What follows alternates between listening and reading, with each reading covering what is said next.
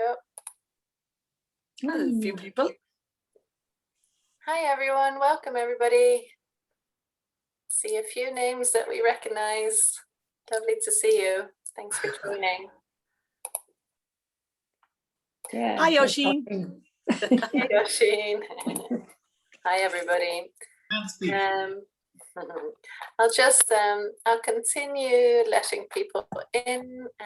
People are still logging on, which is fine. And I'm going to put us onto the Facebook page shortly.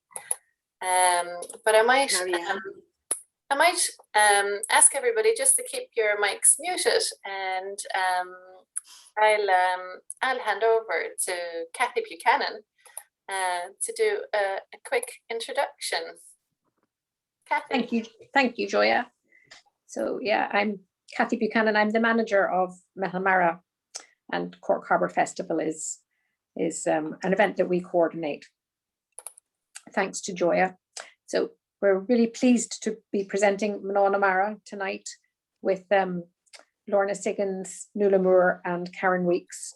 So Lorna, I think, is probably well known to a lot of you from her time with the Irish Times, latterly as Western correspondent and maritime correspondent. And it's great to have you back, Lorna, after last year. Karen Weeks has helped Meitheal Mara out a bit in the past, cheering on dragon boat crews from the helm. But she's a very long history with endurance exploits. I think it's what makes Karen tick. I think both her own and now that she has a PhD in sports psychology, finding out what makes other people tick in the endurance field. So Karen is going to be the first Irish woman to row the Atlantic solo, we hope, setting off in December, 3,000 miles. But she's done had a lot of other adventures on land and on sea, kayaking, sailing, trekking, and solo cycles, most recently, I think, across Canada. So you might hear a bit more about those.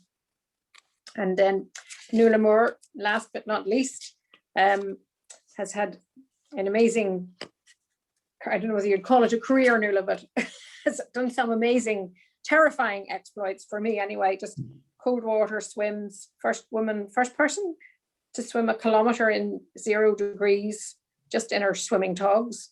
And she's also holds Guinness World Records, for swimming the Bering Strait as part of a team from Russia to the US, and also the Drake's Passage south of Cape Horn, as well as many other interesting exploits in cold water and less cold water. So thank you all for coming. I'm really interested to hear the evening. I'm looking forward to it, and I'm going to hand over to Lorna now to steer the ship. Thank you, Kathy, and you're a fearsome adventurer yourself. So thanks very much, everybody, for joining this evening. And it's a little bit grey and windy here in Galway, but anyway, I hope the sun is shining down your way. So I know that most of you here will have read the biographies of these two wonderful women that we have here tonight. And maybe, Karen, I know you have some news. Your boat has arrived. If you could tell us a bit about that. Yeah, so we collected the boat. It's a Rannoch, an R25. We collected it up in Belfast last week. And last Sunday we got to launch it, which was really, was a big day. We did it sort of in a low-key way, but it was a big day. And somebody recorded the video, and I said, I don't know why my mouth is so dry now as I started rowing it. It's an expensive boat. It's a really beautiful boat. It was built, it's only a year old. So it's a 2020 boat. It's 24 feet long, and it's fiberglass, and it has a lovely big cabin at the front. At the bow section is a full big cabin where I can sleep. And then there's a stern sort of cabin section which I'll use for storage and stuff. But yeah, so it was great to get it out on the water on a Sunday and Monday and just get a feel for it. And I have the blisters getting going already, so that's good, building up the old strength on the hands. But yeah, it was a big step for She Can Do 2021, to be fair, like to get the boat to Ireland and to purchase the boat and to get sitting in it and actually rowing. For me, that was a massive step. And I think now that we have the boat here in Ireland, the rest should just sort of cruise along. I can just go out there and just train and row and row and row and just get a feel for the boat and get used to the mechanics and the electronics and stuff and get a feel for it in different conditions. So yeah, it's an exciting time for She Can Do 2021. Thanks, Laura. And this is it now. The boat has arrived. You can't exactly... No going back now. yeah, no, it's good. So how much of your training will you do in the, I mean, because you have a very specific training program. So how much of it will be on water, and then you're doing a lot of gym work and stuff and cycling as well, aren't you? Yeah, I'm doing a good bit of gym work, just building up strength of upper body and the quads and the hamstrings and the glutes. And so I'm doing a lot of building up my strength for sure. I think over the summer, I think once when work finishes, so we finish up and work at the end of June. So once that happens, I'll be able to spend more time in the boat and head off for a few days here and there in the boat. So that's my intention. At the moment, I'm in the gym. Here I have a gym at home here, which is just a sort of makeshift gym, which is great. And so like for this week, for example, I'm using a mixture of the gym, and it's not like a kayak. You can't just throw it up on the roof and go out. It's on a mooring at the moment, but you need a little bit more time in it rather than just going down for an hour or two, I think, so far anyway. So I'd like to just, when I have more time to go out for 4 or 5 or longer hours or a few days at a time, I think that's when it's all going to come into play much more. So in another 2 weeks, I think I'll really get into a routine of doing much more rowing. And it's interesting just in relation to the gym thing. If you chat to ocean rowers, Marianne Keane might support me on this, I'm not sure. But if you chat to guys who've rowed the Atlantic or the Pacific or the Indian Ocean before, what they say is that the Concept 2 rower, the rowing machines, really you don't want to do too much on that because it's a different technique. You're handling waves, you're not handling waves, whatever. And I have to say, I have been doing a good bit on the Concept 2, and when I got into the Rannoch, it is totally different. It's like so different. Yes, you have a slidey seat. Yes, you're using your legs. Yes, you're using your technique, hopefully, which I'm continuously trying to improve. I'm far from perfect technique, but the technique of the rowing, when the waves are there, you just don't get that methodical rhythm. You just don't get the 1, 2, 3, because you're coping with waves, you're coping with the boat going up and down, So that's a learning process, and that's the process I'm in at the moment, which is great. It's all learning. Yeah. And about the Atlantic because you have done several Atlantic crossings yourself. Yeah, so I would be familiar with the sea. Like, I suppose my family, we grew up on the sea, and we were sailing since we were about 1 year old type of thing. And I've sailed the Atlantic a couple of times, and I've sailed from Acapulco in Mexico up to Baja California, and sailed a bit on the eastern coast of Australia and stuff, and then kayaked around Ireland, obviously, and kayaked down the length of Croatia and around the Lofotens and stuff. So yeah, I have an idea of seas and tides and currents and everything. But I think this is just really, for me, this is really exciting because it's a new genre for me. Like, I'm not a rower, and I don't claim to be a rower, but I'm 100% open to learning about rowing and adapting, hopefully, the skills that I have mentally and physically from previous expeditions and previous trips, both on the water and on the land and on the bike and stuff. And I'm hoping just to implement them now into this role. And I think when you chat to rowers as well, they do say the mental aspect of it is huge. So I'm really looking forward to pushing the mental side of my head. So you have the physicality of it and coping with the big waves, coping with all that sort of stuff. But also you have the mental, how your head is going to cope with this. And that's the thing I'm really looking forward to the most, to be honest. But what are do you have some techniques for, those times when you might just think, I shouldn't really be out here, Yeah, and I'd be interested to see what Nuala has to say on this part. But I suppose, with the PhD in K2 and stuff, and talking to elite ultra endurance athletes and just seeing what they use for coping. And I have used those now in Canada, and I've used them going across America, and last year going from Alaska down to San Francisco and stuff. So I have implemented them, and I've employed those cognitive tools myself in various different endurance exploits, I suppose. So this one will be different in that, like, already I'm doing a lot of visualization and stuff, because the waves are going to be massive. And talking to the guy I bought the boat from, just I asked him what he found challenging, or, you know, when was he most fearful? And he said 3 times he was fearful, really, as in big time. Once when he was nearly run down by a fishing boat off the Cape Verdes, and he let off 6 flares, and your mom was still asleep at the helm. So that was one. Another one was a shark tailed him for about 12 hours. But he said the first 2 or 3 hours, this big, huge shark was just tailing the boat, and he was sort of freaking out a bit. But he said he got used to it, and he accepted it, and he was part of that life, you know, and he was in the marine environment. And then the third one was just the big, big waves, you know, and surfing down those waves for the first time. So I'm consciously now visualizing all that stuff.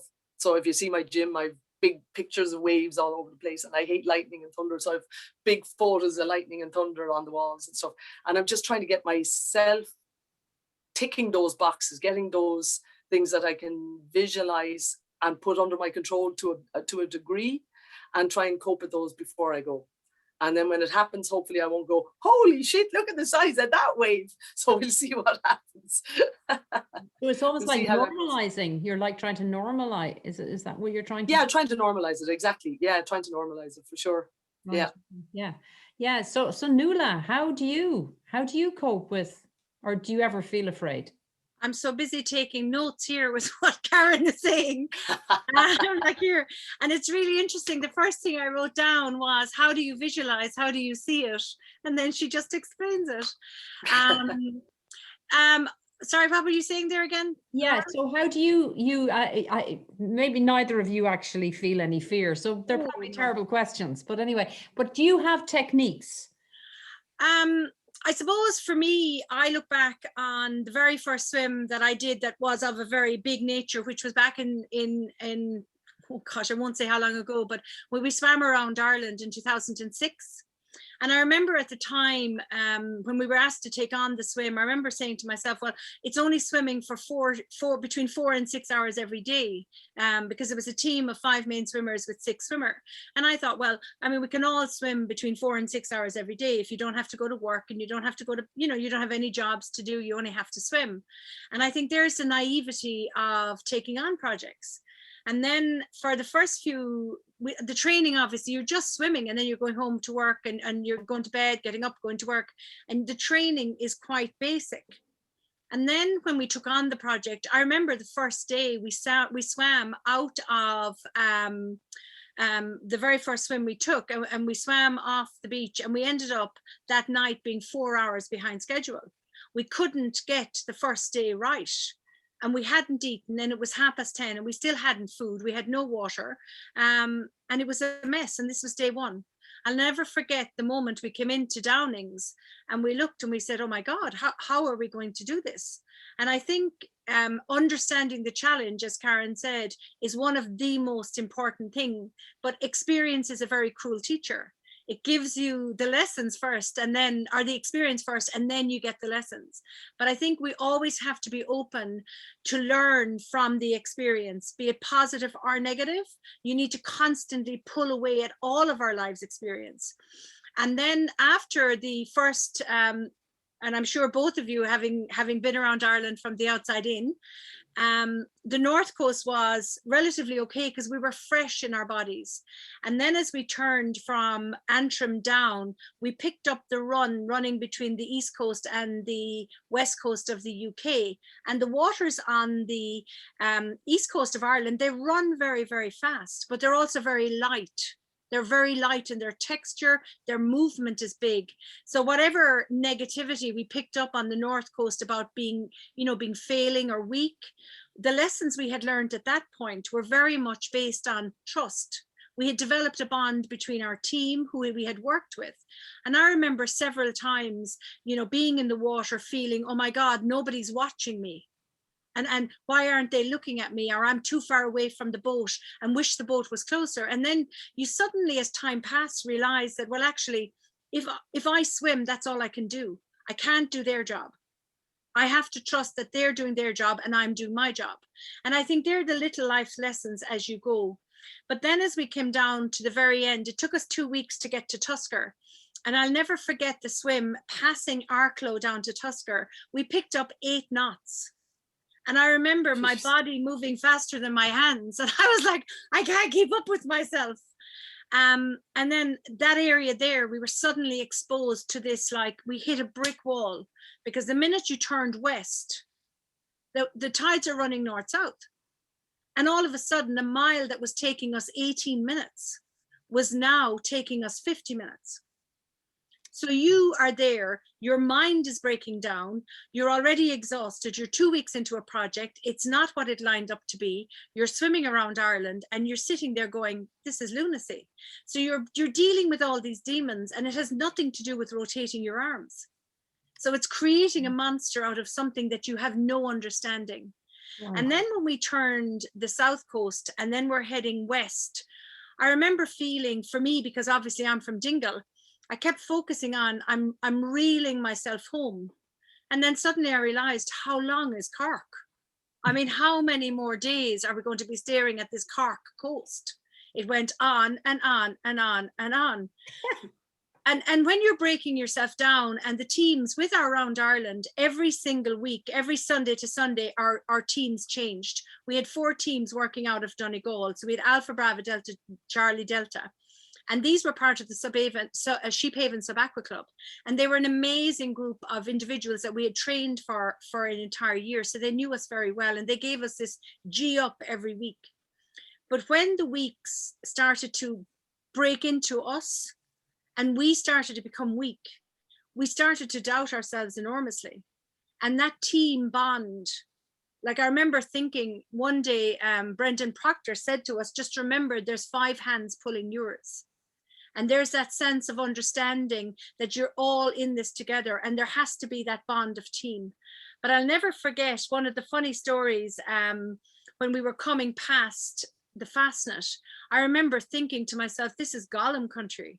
You know, like when I swam past the Fastnet, you look up at this iconic thing. And I know now there's a lot of swimmers have swam out and into the Fastnet, but it's those moments when you're passing iconic places like Cape Horn, like the Bering Strait. You bring yourself back to an absolute privilege of being there, a sense that you've been given passage, a sense of understanding that you are at one with the sea. And then all of a sudden, like all these things drift away out of your body, and you think, oh my God, I'm here, this is it, look at me. And you get all these moments of greatness. But the fear, I think, in those circumstances is born out of respect. And I think understanding the sea, understanding the times. And my father had an amazing statement. He would always say to me, never take your eye off it, because it can take you tomorrow. And I think as a fishing community and a coastal community, we have that innate respect. And I think that gives us that extra bit of understanding between fear and respect. But then when we turned the west coast, I remember coming into Dingle and actually swimming towards the Blasket Sound and knowing what I knew about the Blasket Sound, the sense of fear that I experienced then, I think it was born out of naivety of not being able to understand how my body was twisted and turned, the panic of team, can they get me out? Have we done enough work? And I think a lot of that is born out of lack of experience. And I suppose lack of trust of myself, lack of understanding in the event of an incident. Like, do I have the skill sets to remove myself from the environment? Do they have the skill sets? So basically swimming around Ireland for me was the platform where I learned all of the lessons about, you know, how great I was. And that may sound a bit facetious, but like how good I am at being me, but also how I can develop a really good bond with my team. But then when it takes you 1 month to swim up the West Coast, the fact that we have no idea what's coming, you've got like 3,000 miles of rolling ocean. Good luck with that, Karen. You have these colossal waves and troughs, and the water is thick, it is green, it is colossal. And you feel like so insignificant out there. Like for me, you have to keep building the balance of the privilege of being there with the absolute respect of what's possible. So from that, I took so much. It took 2 years to recover from it. But then I did a double crossing relay of the English Channel. And you know, for me, it didn't give me what I needed. It didn't feed the beast. You know, it didn't silence the voices inside. I needed more for me. I needed that cusp of fear, as you talk about. And it's that sense of, it's not that you're on the edge, but you're on the edge of your possible. And I needed to go back to that area. And then in 2011 and 12, when I went into the ice, there was a different sense of unknown. But I remember the Bering Strait, letting go of the ribs and the zodiacs. And I know we were working with the Russian military, and these zodiacs were special forces. So their job is to keep you alive. But at this point, I had learned to work with teams. So I had that trust. But still, you never forget that feeling of letting go of the zodiac and praying to God that they have the skill set to get you out. But you learn all these lessons. And then as you build up, the lessons from the Bering Strait were just controlling the absolute fear at 3 o'clock in the morning in the pitch dark of night, in 3 or 4 degree water with, like, there was up to 4 or 5, 5 meter swells. And you know, because of the water in the Bering Strait, you have the 3,000 meters or 3,000 miles of ocean in the Pacific running north to the Arctic running south, and you're in the middle like a little spinning top. And then you're there and you're saying to yourself, like, please God, let them have me. You know, please God, let them get me out. And you only have to stay alive for 15 minutes. So every single experience, you're pulling more into your mindset that gives you the skills to keep moving. And I think that's the beauty of moving. But when I took on the Cape Horn swim, and I know you probably go back on other questions, but when we took on the Cape Horn swim, like, it was the first time that a swimmer had ever gone south of Cape Horn. It was 2 miles south of the southern tip. And at that point, it was 55, 59 degrees south.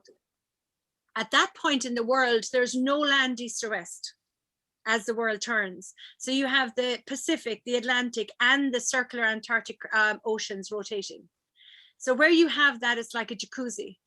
And everything looks beautiful on paper. And it's like, okay, I can do this. I have all these skills. I'm sitting here in my shop. I'm planning everything.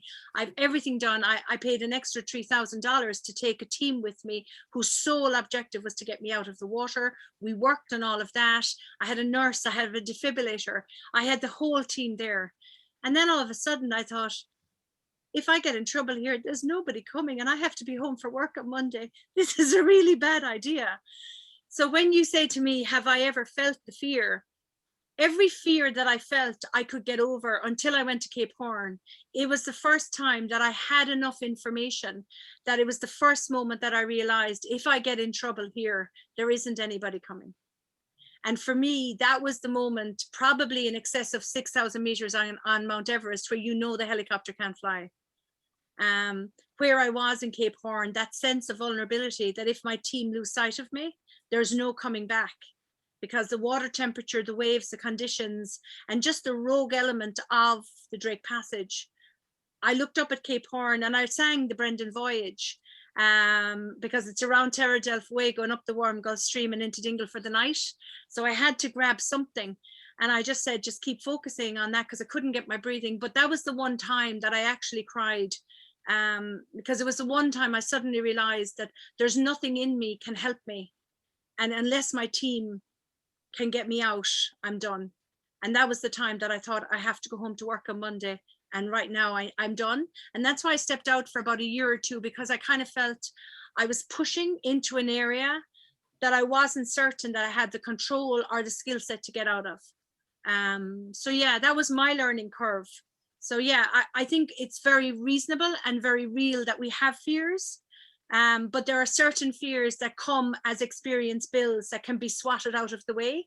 As Karen said, you know, you have the fear of the sharks, the fear of the waves, and you can visualize that, you can monetize it in your brain. But then there's the other ones where you look at your risk and you realize that there isn't anything you can do to make that risk mitigated.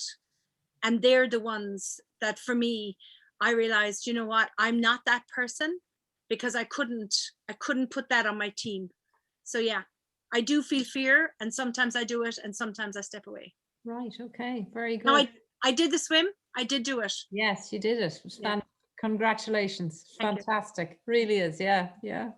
And Karen, did you find that the Irish coast is a good sort of platform, a good, good Yeah, I trip? think for like it's interesting what Nuala is saying, because I really can relate to so much of it. When you're saying, Nuala, about the greenness and the ginormity of the water. Like I paddled around Ireland with Suzanne Kennedy, and I remember on our last day we actually started in Donegal as well. And you were chatting about the long Cork coastline, but Jesus, Donegal took us forever. And we kept seeing Horn Head and Errigal. We saw it for days, and we were like, oh, geez, when will we get away from Errigal? But I think, I do remember our last day, and we left from the Mayo coast and headed up towards Teelan. And I think it was like 40-mile crossing or something like that. But the waves, when we were in the trough of the waves, it was calm. And when we were on the top of the waves, it was windy. And I remember thinking then, and actually I am thinking about that now with part of my visualizing for the high seas and everything like that, even though I know they're going to be even bigger on the Atlantic. But I do remember that, and just seeing this wall of water up ahead of us. And you were saying earlier on, Lorna, about it becoming a norm. And I think as we started that 40-miler going across Donegal Bay, the first half, we were really confident in our boats. We were really happy in our boats. But I do remember getting more and more comfortable as we went, because it became more of a norm.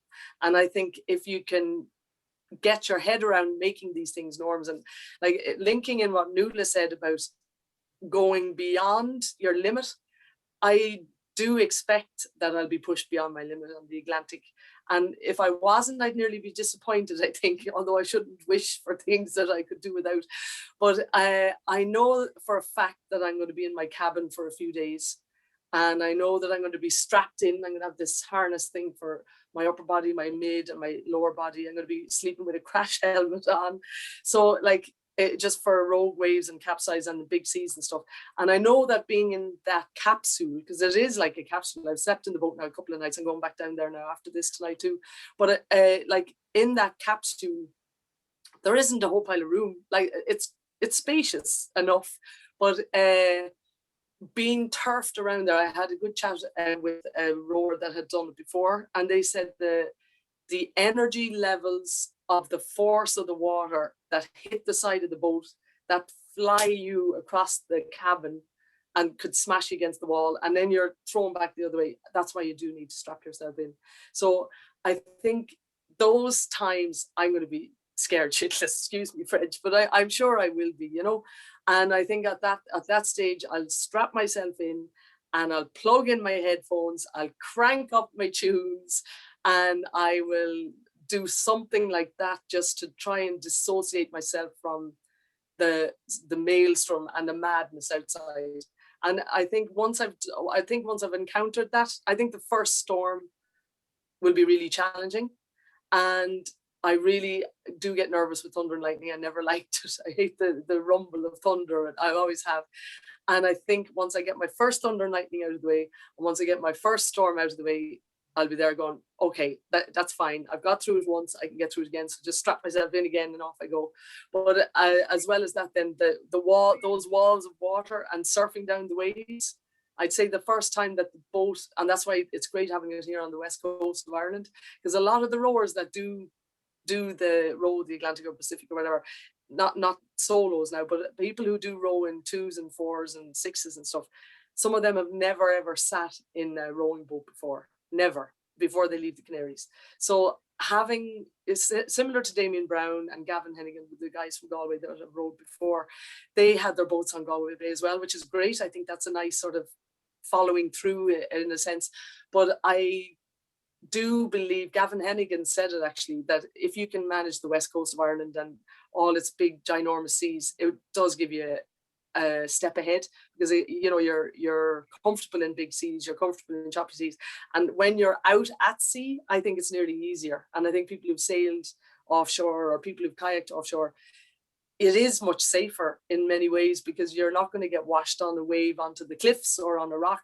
And even now in the boat, I'm so conscious, because it's such a pristine, perfect boat. It's our dream boat. We couldn't have done better in the boat that we've got, in my mind. But I'm nervous almost of getting it tipped on a rock and getting a little dent in it or something. So I can't wait to get out to see where there's no rocks. And then if I surf or if I capsize or anything, one of the rules that you have to do, and even Nuala, I don't think could manage this one, because they say Mark Phelps, if you end up falling out of the boat and you're not leashed on, Mark Phelps couldn't even catch the boat. You're a history. Like that's a fact. Because it just keeps going, because there's quite high windage on the bow section. So I'll have a harness and a leash. I'll be leashed on 2 places all times, and just to get used to that. And then if I capsize, at least I can just pull myself back in and everything like that. But exciting times ahead, Lorna Siggins. Exciting times ahead. It's self-writing. It's self-writing, yeah. It is. So like one of the, actually, I shouldn't admit to this, but anyway, there's hatches all over the place, and you need to have 50 litres minimal of water in it now, drinking water, for like right from the get-go, for ballast and for self-righting. So I was looking at the boat last weekend and I said, oh yeah, that would be the exact place. And then I read the manual for this R25 and I've been to totally wrong place. So I must move that now this evening up into the bow. You put them more in the bow section. I suppose it's the geometry of the boat or whatever. But yeah, it should be self-righting. So when I'm going across, I'll have a minimum of 90 litres of fresh drinking water as ballast and as self-righting. And if that'll be my emergency water, because I have a water maker. And if the boat, if the water maker packs up or whatever, hopefully it won't, because I'll have Michael Wall in Somex Automation. He's one of our sponsors, so he's going to be my technical support. So he has all the paperwork for it now, and he'll talk me through it, etc. But if something does go wrong with the water maker, I will be able to drink that water and then refill it with salt water and put it back in the hatch. Right. Okay. So that's the plan. Yeah. And is it all freeze-dried food and all that sort of stuff? Is it? Yeah, I'll have freeze-dried food. I have a jet boil. The boat came with a few extra bits, so I have a couple of jet boils, and I actually got my first 5 samples of culinary delights in the post the other day. So I have lasagna and chili con carne, all rehydrated stuff. So I'll be burning about between 4.5 and 7,000 calories a day. So a lot of calories, really, to be fair. And I think the process is that you get up in the morning, you boil a couple of litres of water, hot water, then you have your porridge or whatever you'll have, and then you put half the water in a thermos, and that thermos will do your evening meal. So that'll do that rehydrated food. And then during the day, I'll have my other sort of nuts and raisins and all that sort of stuff, plus that porridge stuff. And then I might even eat half that rehydrated food and then the other half later on. We'll see. But yeah, so it's going to be interesting to try. I'm going to try them on the water as opposed to sitting in my kitchen. So I want to try them in reality, because chatting to a couple of the rowers, previous rowers as well, I suppose I am lucky in that I've worked with about 4 rowers that have rowed other oceans as their sports psychologists. So I actually talk to them nearly very regularly on their way across as well. So I have a good insight maybe into it. But chatting to them, they would say that the rehydrated food, when they ate it on land, it tasted lovely and everything was fine. But when they actually brought it into the Atlantic, they didn't like it at all. So their advice was to try out the different makes, the different brands, and try them out at sea, so that you just get a feel for them and see. That's a very good idea. Yeah. Oh, great. So whereas Nuala would be singing, your music for you is the big thing. Music keeps you going. Yeah, music would be a big thing. Yeah, and it's funny. I usually listen to iPod, or what do you call those? What do you call those things? The documentary on one and all that sort of stuff. Yeah, the podcast. So I'd usually listen to podcasts, when I'm driving up and down to Tralee or wherever. But it's funny because I don't know Nuala. I suppose it's different in the swimming environment. But when I was cycling across Canada, I had loads of podcasts, and cycling down from Alaska, I had loads of podcasts. But I couldn't listen to them. My brain couldn't take it. It was something I found fascinating, that the music was perfect, but to try and concentrate and be cognizant of what the podcasts were telling me, my head just couldn't take any more, because it was just, I think, focusing on my next bit of food and where I was going to sleep and staying safe on the bike and everything like that. So it'll be interesting to see on the ocean will I be interested in podcasts or will it just be music? So time will tell, I guess. Time will tell. And do you have a sports psychologist who will be talking to you then? No. My sports psychologist will be Oisin Gray and Marianne Keane and Siobhan Kinaja and Orla Knight and all my buddies. So that'll be talking to them on WhatsApp and just getting communication from land from normal buddies that I know very, very well for a long, long time. That will be my psychology big time. Yeah. And it has been for my cycles as well, to be fair. Right. Yeah. Very good. And Nuala, just there's a brilliant interview that Nuala has done, and I'm sure Keith Duggan will be getting to you too, Karen. For anyone who hasn't seen it, Keith Duggan did a wonderful interview with Nuala in the Irish Times, and it was back in September last year, actually. It was in February. Can you hear me all right? It was in February. Was it in? Yeah. Oh, yeah. Yeah. Oh, it was in February. Yeah, February. That's right. Yeah. So, but you were talking about, there was something you were saying about your Bering Strait swim that perhaps you wouldn't be able to do it now. That because of, is it because of health and safety and everything that it wouldn't happen now?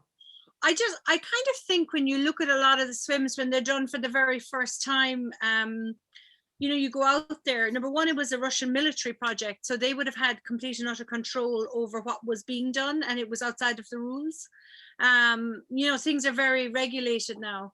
So when the project was initially muted back in 2011, it was a civilian project, and they were looking to get boats in the water. And you can imagine, obviously, with the territories that is the Bering Strait, you have a lot of military area in that.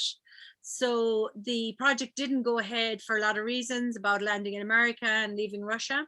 So 2011 and 2012 didn't turn out in a positive outcome. So in 2013, the Russian military, the Eastern Military Command stepped in and offered a vessel, because some of the swimmers are actually part of the Eastern Military Command, which would be Oleg Dukachayev, who's part of our Eastern swimming community, and also Admiral Sedenko, who is part of the Russian Federation. So they would be very big, obviously, in that military section, and they provided a hospital ship. So the actual ship which took on the Bering Strait as its command vessel was a fully functioning hospital. So we had nurses, doctors, everything, and it was necessary because when swimmers are coming in and out of that environment, they do need to be medically monitored. So we had ECGs and we had all of that. There were certain situations where, like obviously notwithstanding the distance that was traveled from Petroslava-Kaymerskaya up to Chukotka, you also had situations where swimmers, you know, there was severe issues where swimmers were separated from vessels, where we couldn't get swimmers out of the water, where vessels couldn't get back to the ship. We had one situation where the vessel couldn't identify where the Zodiac had gone, and the Zodiac couldn't locate the ship. It was in a blanket of fog. So because it's Russian military, they immediately put radar reflectors on and you get back to work. And the beautiful thing about having a project like that, it was plan A, plan B, plan C. Everything that went wrong had a solution. So I don't think that with the volume of things that were thrown at us, including the challenging nature of some of the swims, the health and safety was out the window. It was just staying alive for 6 days. And I don't think if you were to put that swim in the water under today's social media, health and safety and stuff, there's no way it would be allowed to continue. But it was in the water, game on, you just kept swimming. The conditions were horrendous, to say the least, horrendous. So yeah, I think personally speaking, swims that happen first and then they go ahead, you know, they may or may never be repeated. But, you know, somebody took them on. And I think that the skill set was there. You had the Russian military, you had the medical team, you had a fully functioning hospital. The likelihood of ever getting 2 to 3 million again to cover one swim, I don't think that's going to be there. Right, okay. And yeah. Nuala, coming from a fishing family, I mean, you know, your grandfather and your father Benny and you know, well known both Killybegs and in Kerry, they must have thought you were a bit mad. Do you know what? I remember as a very young child, my job was to sit on the back window and look out for my father coming home from fishing. And then when you get older, you maybe realize that was your mother getting rid of you. So I would have to sit there for hours. my grandfather in 1939 took one of the biggest vessels from Dingle to Killybegs, a timber boat up the west coast in 1939. So I think you can imagine what it took in 1939 to leave Dingle and sail up the west coast with just a small timber boat. So I think the streak of madness exists. I will say my dad passed away in 2014, but before that, he probably would have been an incredibly large part of my journeys. When we were very young, he used to take us out every Sunday, and I do smile at this every now and then because it was pointed out to me. Every Sunday we went out to the harbour's mouth and we would jump off my father's boat and we would swim home. And it never dawned on me, somebody said, maybe there was something in that you should have thought about. Maybe you weren't jumping out to swim home. Maybe he was throwing you out. But I think from a very young age, we were given an incredible skill set. So no, I remember swimming around Ireland every night or every second night. I would ring him, and I remember telling me, like when we were on the north coast of Antrim, that if you threw a fish box in Rathlin O'Byrne Sound, it would be gone 5 miles in a split second. When we turned the south coast, and I remember saying that the miles were taking us 50 minutes, and Daddy would say, well, once you turn mizzen, you'll be released. So he had this amazing ability to tell me, like, when we would be let go, where the pressure was. And then on certain times, like, I mean, remember, we couldn't get around Sline Head. Sline Head proved to be a massive monster for us. It took days for us to get around Sline Head, and we were trying to swim, and at one stage it became too dangerous. And I remember we looked at our rescue crew, and Derek Flanagan, who's actually head of the Malin Coast Guard now, and he's very, very involved. Like, I looked at Derek and I looked at some of the guys, and I said, look, you guys are well able to get us out. And if we could all swim even 500 meters each, we would get beyond this what we deemed to be a monster, but now we know that Sline Head was only a tiny little rock. But I still, all of the time, was reminded of the fact of the vessels that were lost in that area. So I think, looking back, I don't ever believe my father thought I was crazy. I always felt he was incredibly proud that I had the courage to take on these things. He had no respect for the ice. He hated the fact that I swam at 0 degrees. He felt that it was probably putting yourself into a situation that you wouldn't have the skill sets to deal with that type of a behavior. He thought the strain and stress on the body was not accurate. However, in 2011, I had mentioned to him about Cape Horn. Life took over. And I always remember, because he had sailed around Cape Horn in a fishing vessel. But I knew that there would be a breed of madness in there, and I knew myself he'd be incredibly proud of me. So no, I think the streak of madness, as they say, an ounce of breeding is worth a ton of feeding. So I always put it down to, whatever it is, it's gone before me. And they say that we all gravitate to those areas of our lives that we have hereditary inclinations. So for me, I can't help but believe that everybody's very proud of me. And as I said, when I'm in my little nursing home, that's what I'll be telling everybody anyway. Okay. Karen, you've spoken as well. When I asked you before about what it motivates you doing this, because particularly you're a very social type of person. So the idea of you being on your own, because Nuala has explained very well that she feels she's part of a team, and I suppose you will feel you're part of a team out there in the Atlantic. But I think you were talking about this particular mental state that you get into after when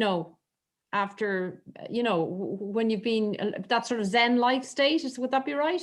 Yeah. So the only time I've really got that was in the Canadian cycle. So about I'd say I'd cycled probably about 3,000 miles, and I started getting into this Zen-like state, and I've never experienced it before to that degree.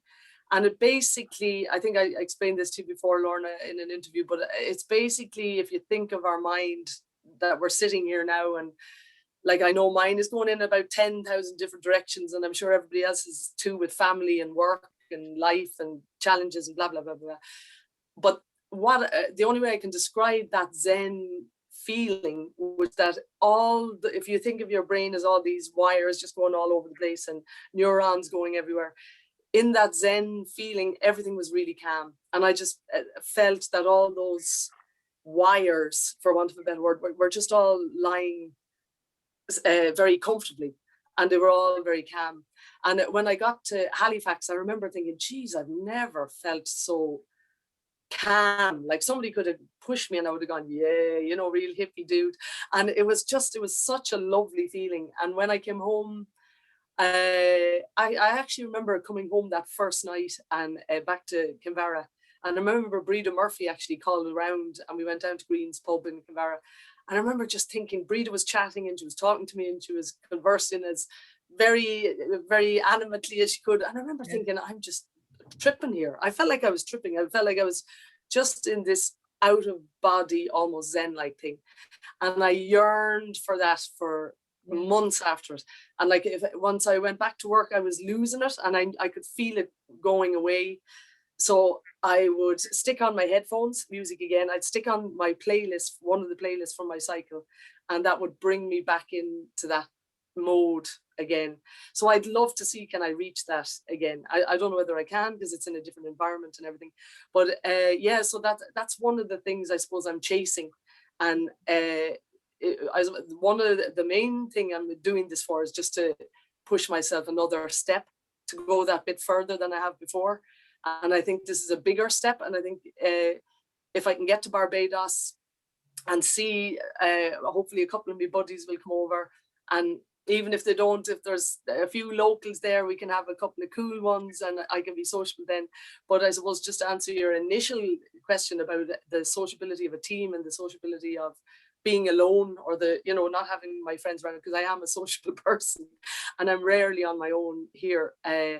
I think I'm going to have a really good communication system. So I'm paying big money actually for a communication system. So I'll be able to WhatsApp and talk FaceTime if I want to the guys at home.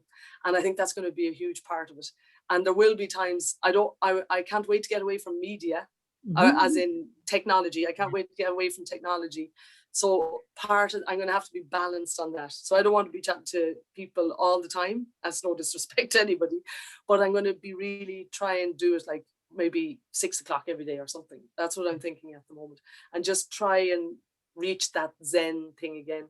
And then the final part about that is if you talk to previous rowers, solo rowers, they do say it is only 70 days of your entire life. And if you think of all the days we have with all these people, and I have the best friends in the whole wide world, the best social life in the whole wide world. But to have that 70 days on my own, I think it'll be a learning experience, and I think it'll be a valuable experience. So we'll see. I'll come back from Barbados and go, geez, that was the worst thing I ever did. But we'll see what happens. I'm sure you won't, yeah. So we have some, I realize we could be here all night. This is great. But I just want to take up Sarah Roach. She asks you both, how did you get started in doing endurance undertakings? So I don't know, Nuala, do you want to answer that one first? I suppose it's really strange. Everything starts with the first step. So, I mean, prior to swimming around Ireland, I mean, my longest swim was 4 kilometers. But I think you either have a skill set and patience and understanding and challenge. And it's not that, you know, I suppose I'd love to have done a lot more, but I'm constrained by life. You know, I always had to come home. I had to pay for things. I didn't have sponsors. And so for me, I went into the depths of the extremes because I felt if I got these instant bursts of adrenaline and these rushes, that fed my beast, you know, that answered my voices. So I loved the fact that I could build, and one experience led to the other. And then I loved the madness of it. I loved the insanity of it. And it's interesting what Karen said there about the Zen. Sometimes, like when you're swimming, all you can hear is your bubbles. It's actually all you can't see, you can't hear, you can't speak. And it's a phenomenal experience to just be breathing in and breathing out and breathing in and breathing out. And sometimes I spend an enormous amount of time on my own. And sometimes it's just what Karen said, sometimes it's like they're coming at you from all sides and you're just craving that moment where it's just calm. I don't listen to music when I'm training, obviously, and I need to listen to the sound of my breathing. And sometimes if it elevates or if it escalates and it's too high for me, I have to bring it back. because I can hear all of that. I can feel it building. So for me, the endurance, I think life trains us, and I'm not built for speed. I'm built for comfort. So I can go on for days or weeks, and everything is what you train for. I think for me, you know, who you are as a person trains you for what level that you will take on. You know, for some people endurance will be a short event, and for other people endurance could be what Karen is taking on. But we're all designed for something, and I think, you know, I think some people it could be a 5 kilometer, that could be their endurance event. For me, I just love the planning. I love the insanity. I love the madness. Yeah, I just want to know what happens. Karen, could you go tomorrow so we could all figure it out? I'd love to go tomorrow. No, but we're very blessed. I think we're privileged, and I think as women we're very privileged to have such a huge array of selection of insane people in all the best ways. So yeah, hope that answers your question. Great. And Karen, how did you? Could I ask Nuala a question first, Lorna? Would that be unfair? Nuala, can I ask you just linking into what you say, and this is, I think it's interesting, like you're chatting about your bubbles and the, you know, the motion around and everything like that.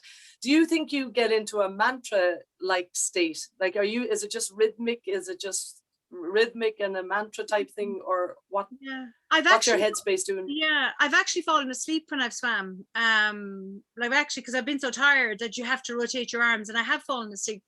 And that's the beauty of having tinted goggles. You know, I'm somebody else's problem when I'm in there, and I hope they avoid me.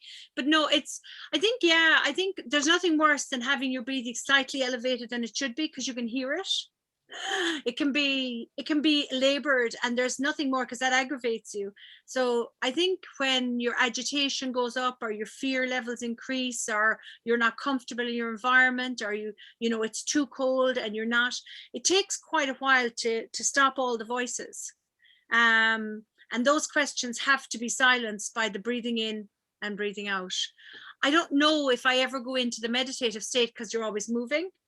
I'm not able. I would love to do yoga. I remember somebody asked me if I could be one time, and I said, be what?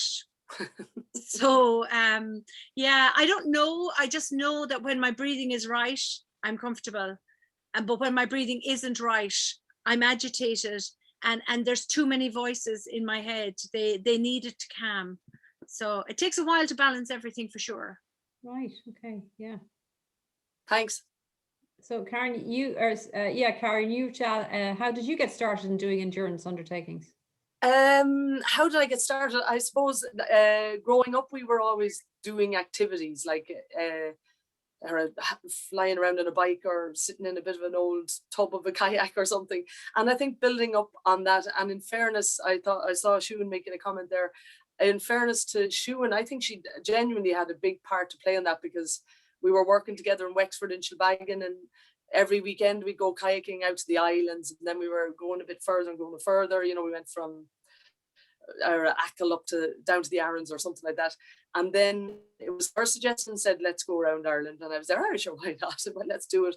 And that was the first big one for me anyway. And I think things just, I'm definitely not a sprinter.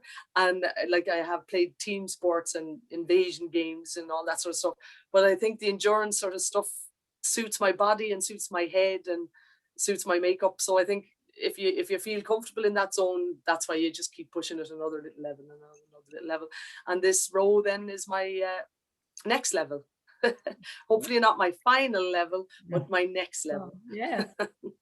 And from Siobhan Cronin, I'd like to know if the women believe in the concept of the blue mind, as in something in the water, for example, ions, which actually change the makeup of your brain and have a calming effect. It's interesting. Nuala? I suppose there's a lot of evidence on blue-green therapy. I do know that when you're out there and you are surrounded by blue and green, you are calm. There is a lot of evidence that being in the environment calms down our body. And without a doubt, sometimes when I finish my swims, I find sometimes if I have my face in my water for too long, I kind of feel it's such a sin that I don't lie back, take off my goggles and look at the sky. So yeah, I'm definitely happy in the water. And sometimes, you know, people would say to me, oh, you know, do you swim every day? And I just think, well, that lessens the drive-by shooting potential, you know, because you go in there and you might have all this stuff going on, and then all of a sudden you come out and you might just be cold or you might be exposed. But the one thing I love about extremes is they keep you very honest. You know, you can go in there and you could have cock at the hoop, you could be arrogant, you could be cocky, you could feel great, and in a second it levels you. And there's a beauty in that, because I think so many times that we have a tendency to hoodwink ourselves, you know, oh, I'm up to speed, I'm good. And I think even, you know, the way even on Zoom, some people might have a pair of pajamas underneath and they're all smiles. We have a tendency to kind of cover things up to ourselves. But once you get into any extreme environment, there's a tendency to strip it back, and we become very honest. The sea does it, the mountains does it, the green, the blue. I don't know what it is, but there's a sense of insignificance when you're in there. There's a sense of being supported. There's a sense of being held. There's a sense of your body being lifted, your weightlessness. There's so much there. What exactly it is, I don't know, but I definitely believe that there's a positivity there, and I think that's the most important thing. Right.